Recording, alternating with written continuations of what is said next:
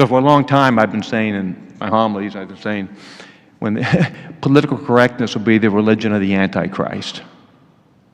Because something's not correct because it's founded in God, but it's going to be founded because of some people's opinion and the masses. Now, but how does this happen? How does this stuff ever happen? It's because underneath everything, we're wounded by original sin, right? We all want to be liked.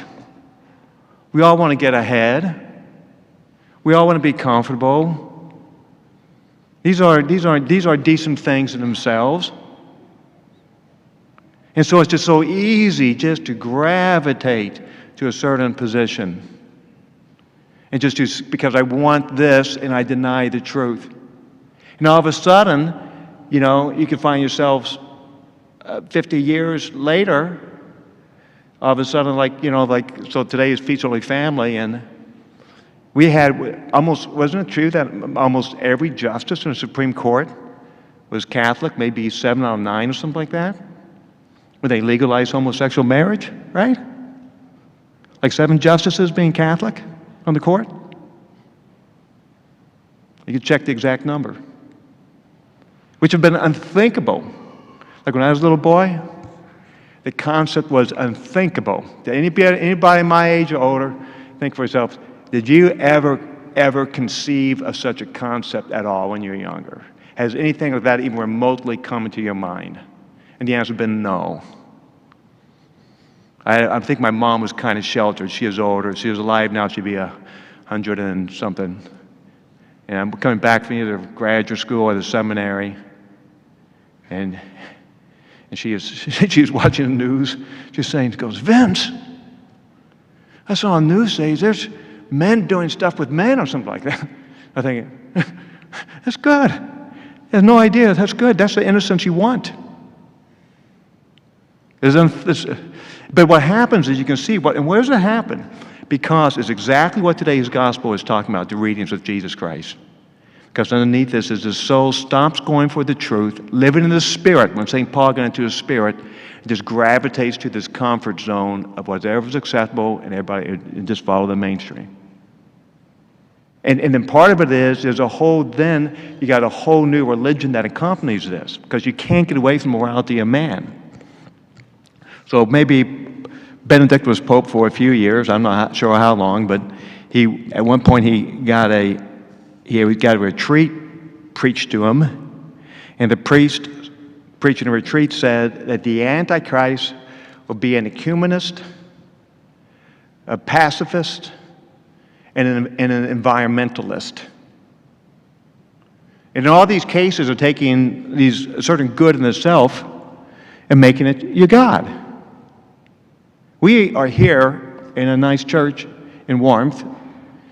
I open up the windows back there to get fresh air in, so it's not warm back there in the sacristy. Because a lot of people in our country gave their lives to see a week before we have. The Militant Catholic Church, we have the freedom. We wear these Roman outfits.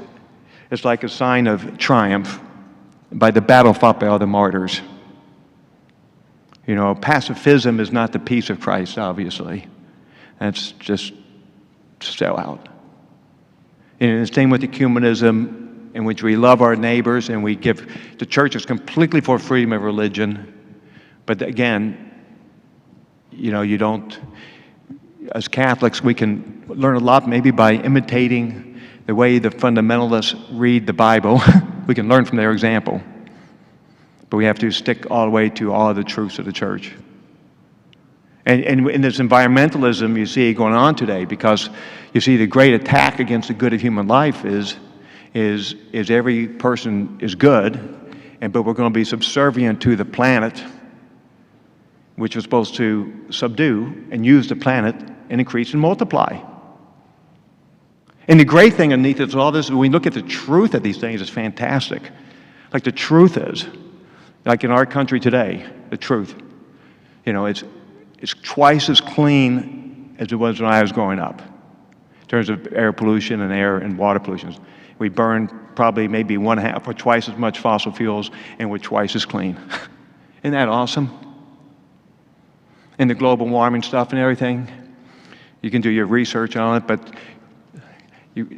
carbon dioxide reaches saturation level where it no longer starts heating up the environment anymore, hardly.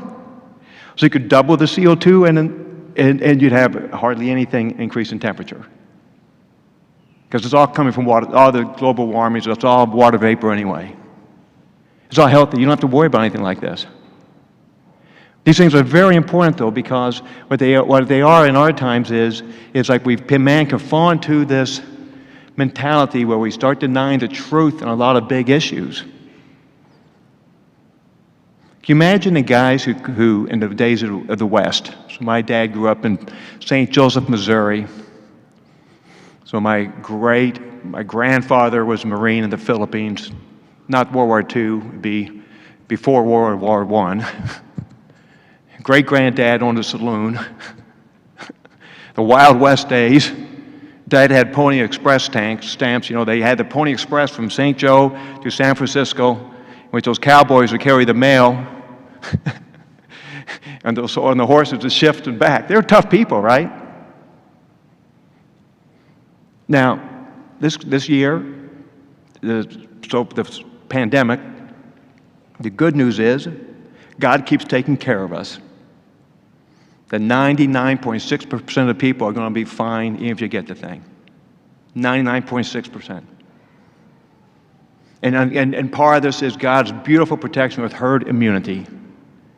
That's why we don't just die off every year. And it's pure science. That's why you got 30,000 plus good scientists in this stuff, which are really, really going against the lockdown, saying how dangerous it is for people. But what you're seeing is these agendas where all of a sudden many, many people, for example, are impeding their breathing. They got the mask and everything, and everything shuts down. The economy shut down. And why? Why? You don't even know. And because man, we as a whole, the danger of losing ability to think. And this whole new type of morality of fitting in is going to come up. And some of you might notice it. I don't do a whole lot of stuff. Like I don't go like you guys in a public square that often. I meet more people running in the battlefield. And some people are friendly. Other people just stay in my space. You know, this is some important stuff in a way, because this is exactly where Christmas comes in terms of the truth in the baby Christ child, is living in the truth. That's what this is about. That's why St. Paul says, because the other things, you're going, not surrendering to the spirit of truth, we're going back to the flesh. Going back to the flesh. But a good example of that is like my old college, Notre Dame. You know, I love Notre Dame, I really do. But every time I hear one more thing about another award and all these different, you see how the devil just wants to take away the Catholic identity. You know, and how easy it is to just be caught into the world. So we got to keep praying for our country. You know, but we got, you know, a lot of Supreme Court justices who have to decide, possibly, when they've already kind of decided the wrong way on, am I going to be open to the truth? Am I going to conform myself to this new morality of the masses? Which is exactly what John Dewey and these social engineers have been working on for many years. Which is not what the Marines did, who landed in the beaches and so on. Not all of our ancestors who kept the faith, our great Catholic identity. Just think what we were. We're from a poor people in general in this country, you know. So we have to, you know, just live all the way in the truth. Sometimes when like when it comes to stuff like the bishops, you know, they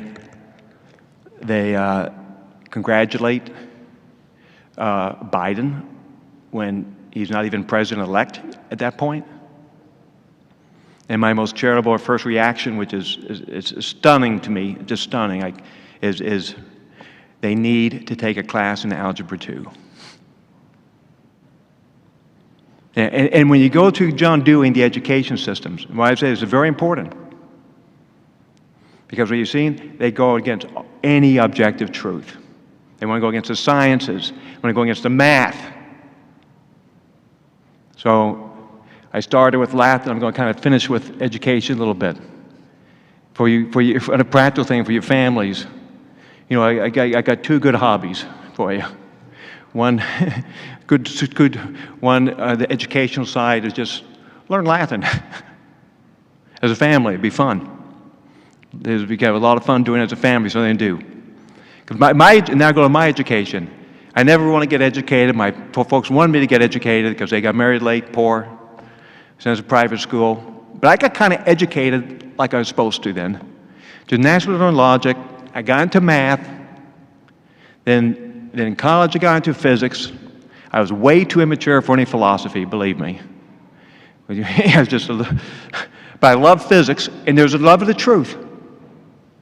Then teaching at Christendom, going to seminary, I took a bunch of philosophy courses because I was going to go to seminary. So not getting my philosophy, moral science. And then finally get divine science. I did mostly St. Thomas. Spent more time on electives in St. Thomas than all the other seminary courses combined. Yeah, that's kind of cool. That's the track you won a little bit. And I didn't even plan it. So I'm just grateful. But I love the truth. And this is why we have to love the truth and stick to the truth. And Jesus is the truth. So I'm not talking a whole lot on Jesus right now, but he is the truth. And we need to read that Bible. You know, like if in our own times, when I was a little boy, I was so proud of our Catholic faith. The priests, the nuns, our churches are beautiful, the university system. We had the greatest football teams. We had everything. It was an overflow of the truth. You know, nowadays, just shining light in this country in general towards regular people is going to be the evangelical Christians. Isn't that interesting? They don't have the sacraments. They're not going to confession. They don't have the Mass. But they read the Bible. And so when I got into my religion finally, during graduate school, I got in contact with Opus Dei and stuff, and I started reading the Bible, making myself pray, read that Bible, read it. And I said to myself, well, this is just like physics. I'm studying the truth. Now it's every word said by Jesus. And there's going to be passages in the Bible I'm going to read hundreds or thousands of times before I die. You know? And that's what we got to have in our hearts all the time. And you see it all the time once you leave church. And you're looking at everything in the truth. And you're free. Mother Mary pondered all these things in her heart. Okay. The second hobby, you don't have to do it, but if I was a young guy, have a bunch of kids, boys and girls, it'd be a bunch of target shooting on Sundays. And the Father and the Son and the Holy Spirit. Amen.